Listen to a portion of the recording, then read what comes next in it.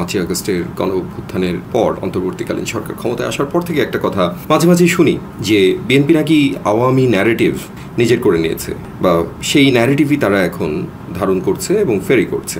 তো প্রথম মনে হতো যে আসলে কি তাই করছে, বা আওয়ামী ন্যারেটিভ আসলে কারা ফেরি করছে, এই বিষয়গুলো নিয়ে একটু সংশয় সৃষ্টি হতো। যেহেতু অনেকে বলছেন না, আসলে বলছেন একজন মূলত বা দুইজন দেশের বাইরে থেকে ফ্রান্সে বসে তিনি এই কথাগুলো বলছেন, প্রচার করছেন। তো তার কথার একটা গুরুত্ব আছে, যেহেতু তিনি আমাদের যে সময় আমরা আন্দোলন সংগ্রাম করেছি দেশের থেকে দেশের বাইরে থেকে বিভিন্নভাবে তার কথা আমাদেরকে বিভিন্ন সময় অনুপ্রাণিত করেছে, প্রভাবিত করেছে, ভূমিকা রেখেছে আন্দোলনে, সেই জন্য তার কথাকে আমরা সহজে উড়িয়েও দিতে পারিনি। তাই আমরা চিন্তা করলাম, আমি বিশেষ করে চিন্তা করলাম যে বিষয়টাকে আমি একটু পর্যবেক্ষণ করি এবং দেখি আসলে তাই হচ্ছে কিনা। কিছু কিছু ক্ষেত্রে তার কথার একটা আংশিক সত্যতা আছে, সেটা হচ্ছে যে জামাতের বিরুদ্ধে যে অভিযোগগুলো আছে, মানে যে অভিযোগগুলো আওয়ামী লীগ এনেছিল এক সময়, সেই অভিযোগগুলো তো আসলে তামাদি হয়ে যায় না, কারণ এটা গণহত্যার অভিযোগ এবং ধর্ষণের অভিযোগ।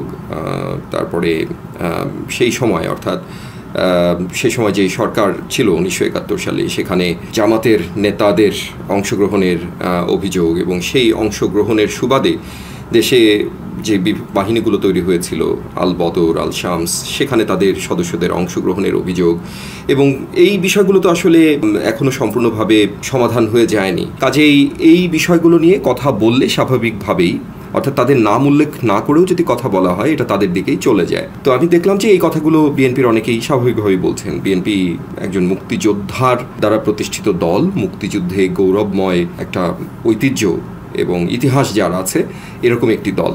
কাজেই এই দল মুক্তিযুদ্ধের পক্ষে কথা বলবে স্বাভাবিকভাবেই। মুক্তিযুদ্ধের ব্যাপারে এই দল তো কোনোদিন অ্যালার্জি ছিল না, যদিও আওয়ামী লীগ সেভাবে প্রতিষ্ঠা করার চেষ্টা করেছে বারবার, কিন্তু সেটা কখনোই সত্য হয়নি। প্রশ্ন হচ্ছে যে তাহলে আসলেই কি বিএনপি আওয়ামী লীগের এই ন্যারেটিভগুলো প্রচার করছে কিনা। তো আমরা দেখি যে কে আওয়ামী লীগের ন্যারেটিভগুলো প্রচার করছে, সেটা দেখলে আমরা বুঝতে পারবো সেই ন্যারেটিভগুলো কারা প্রচার করছে। তো এক নম্বর যে ন্যারেটিভটা বাজারে মানে প্রচুর বলা হয় যে তারেক রহমান একজন দণ্ডপ্রাপ্ত আসামি হয়ে মুচলেকা দিয়ে তিনি ইংল্যান্ডে পালিয়ে গিয়েছেন, এই কথা বলে তাকে ছোট করার চেষ্টা করা হয়।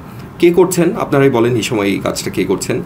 এই কথাটা প্রথম বলেছিলেন হচ্ছে শেখ হাসিনা বলেছিলেন যে মুচলেকা দিয়ে তিনি দেশের বাইরে গিয়েছেন, এরকম একজন অপরাধীর কথা যেন বাংলাদেশের গণমাধ্যমে প্রচারিত না হয়, সেই মর্মে তিনি মুচলেকা শব্দটি ব্যবহার করেছিলেন। এখন দেখুন মুচলেকা শব্দটি কারা এবং কি অর্থে ব্যবহার করছে। আরে আপনি যদি মনেই করেন যে তারেক রহমান মুচলেকা দিয়ে দেশের বাইরে গিয়েছে, তাহলে তো আপনাকে এই কথাও স্বীকার করে নিতে হয় যে শেখ হাসিনার সময়ের যে নির্বাচনগুলো হয়েছে, শেখ হাসিনার সময়ে যে বিচার ব্যবস্থা ছিল, সেগুলো সঠিক ছিল এবং সেখানে তিনি দোষী হয়েছেন, এবং সেই কারণেই অপরাধী হিসেবে তিনি মুচলেকা দিয়ে গিয়েছেন। শেখ হাসিনা বা তার আগের যেই তত্ত্বাবধায়ক সরকার ছিল, দুটোকে আমি একসাথেই বলছি, যে সেই সময় যেই ব্যবস্থাটি ছিল, সেই ব্যবস্থাটিকে আপনি তার মানে স্বীকার করে নিচ্ছেন, আপনি স্বীকৃতি দিচ্ছেন যে এই ব্যবস্থাটা একদম পারফেক্ট ছিল, খুবই ভালো ছিল, এবং সেখানে যা হয়েছে সেই প্রেক্ষাপটে তিনি একটা স্বাভাবিক অবস্থায় মুচলেকা দিয়ে তিনি রাজনীতি থেকে বিদায় নিয়েছিলেন। তো এই কথাটি যখন আপনি বলেন, মানে যেই বলুক না কেন, যদি এটা জামাত বলে থাকে, তাহলে আপনি দেখেন যে আওয়ামী লীগের ন্যারেটিভ তাহলে কে পেডেল করছে, কে ফেরি করছে। হাওয়া ভবন থেকে চাঁদা নেওয়ার কথা বলা হয়, কিন্তু এটাও কিন্তু প্রমাণিত নয় যে হাওয়া ভবনের কথা বলে হাওয়া ভবনকে একটা স্টিগমাটাইজ যে করা হয়েছিল, সেটাও কিন্তু আওয়ামী লীগের সময় করা হয়েছিল। এখন কে বলছে? এখন যথারীতি এই কথাটি বলছে জামাতের সদস্যরা। খাম্বার কথা বলে তারেক রহমানকে তার সাথে অ্যাসোসিয়েট করা হয়, অথচ জামাতের আজকে অত্যন্ত প্রিয় একজন অ্যাক্টিভিস্ট বা অনলাইন অ্যাক্টিভিস্ট বা তাকে বুদ্ধি পরামর্শদাতা যেই ফরাসি দেশে বসবাসকারী যেই ব্যক্তিটি আছেন আর কি, তাদের ন্যারেটিভ তৈরিতে খুব গুরুত্বপূর্ণ ভূমিকা রাখেন, তিনি কিন্তু সবার আগে এটা ডিবাঙ্ক করেছিলেন খুব সুন্দরভাবে। আমরা তার প্রতি এই কাজের জন্য তাকে আমরা ধন্যবাদ জানাই। চমৎকারভাবে তিনি তুলে ধরেছিলেন যে সেখানে আওয়ামী লীগের মানুষজন জড়িত ছিল। এটা একটা প্রক্রিয়ার মধ্য দিয়ে যারা কাজ পেয়েছিলেন তারা সেই কাজটি করেছেন। এখন কাজের মধ্যে দুর্নীতি বাংলাদেশে তো অতীতকাল থেকে হয়েছে, সেখানেও যদি হয়ে থাকে সেটার দায় তো বিএনপির একার না, তারেক রহমানের তো নাই। কিন্তু ওই খাম্বা শব্দটা ব্যবহার করে, যেহেতু সে সময় প্রচুর খাম্বা সে সময় তৈরি করে সেগুলো লাগানো হয়েছিল, এটা একটা মুখরোচক বিষয়ে পরিণত হয়েছিল, বা আওয়ামী লীগ সেটাকে মুখরোচক একটা বিষয়ে পরিণত করেছিল। আর তাদের সেই মুখরোচক একটা ন্যারেটিভ এখন জামাত তুলে নিয়েছে।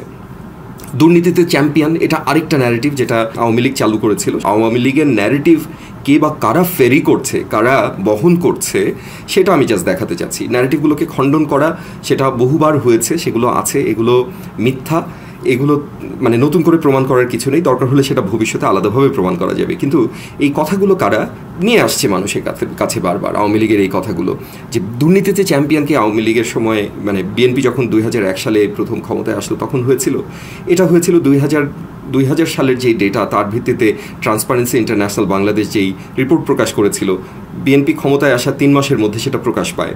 তো সেই সময়ের মধ্যে নিশ্চয়ই বিএনপি দেশকে চ্যাম্পিয়ন করেনি, বরং এর পরবর্তী যে 5 বছর সে সময় আমরা দেখেছি যে দুর্নীতির যেই স্কেল বা যেই ইন্ডেক্স ভ্যালু সেটা ক্রমান্বয়ে বেড়েছে, অর্থাৎ দুর্নীতি থেকে বাংলাদেশ বের হয়ে আসার অবস্থার দিকে এগিয়েছে। সেটাকে হাইলাইট না করে বরং বারবার বলা হয় যে 5 বারের দুর্নীতিতে চ্যাম্পিয়ন এবং সেটা বিএনপি করেছে। এটাও একটা আওয়ামী ন্যারেটিভ, মিথ্যা ন্যারেটিভ, যেটা আজকাল জামাতের সদস্যরা এটাকে ফেরি করছেন। মির্জা ফখরুল ইসলাম আলমগীরকে চখা আলমগীরের সন্তান হিসেবে তুলে ধরা হয়েছে এবং তাকে তার পরিবারকে রাজাকারের পরিবার হিসেবে তুলে ধরা হয়েছে। এটা সিপি গ্যাং করেছিল, আওয়ামী লীগের যেই গালিবাজ বাহিনী তারা এই কাজটা করেছিল। এবং তারা যে মিথ্যা কথা, মিথ্যা ন্যারেটিভ, মিথ্যা কথা ছড়ানোর জন্য যে মিথ্যার বলি কিন্তু জামাত শিবিরের সদস্যরাও প্রচুর হয়েছেন, অথচ তারাই এখন সেই মিথ্যা কথাটাকে চারিদিকে ছড়িয়ে বেড়াচ্ছেন যে রাজাকারের ছেলে। অথচ মির্জা ফখরুল ইসলাম আলমগীরের পরিবারের ইতিহাস আছে, সেটা লিখিত দলিল আছে এবং তিনি নিজেও সেটা খণ্ডন করেছেন, তার সন্তানরাও সেটা খণ্ডন করে পোস্ট দিয়েছেন, লিখেছেন। এবং এর মিথ্যাচারের বিরুদ্ধে তারা এটা নিয়ে খুব একটা সোচ্চার না, কারণ এটাকে নিয়ে তারা মানে এটা এত বড় মিথ্যা কথা যে তার এলাকায় এটা কেউ বিশ্বাসও করে না, মানে এটা কানেও কেউ তুলবে না। কিন্তু বাংলাদেশের মানুষ তো আর তার এলাকার সম্পর্কে জানে না, কাজে একটা মিথ্যা কথা ছড়িয়ে দিলে অনেকেই সেটা বিশ্বাস করতে পারে।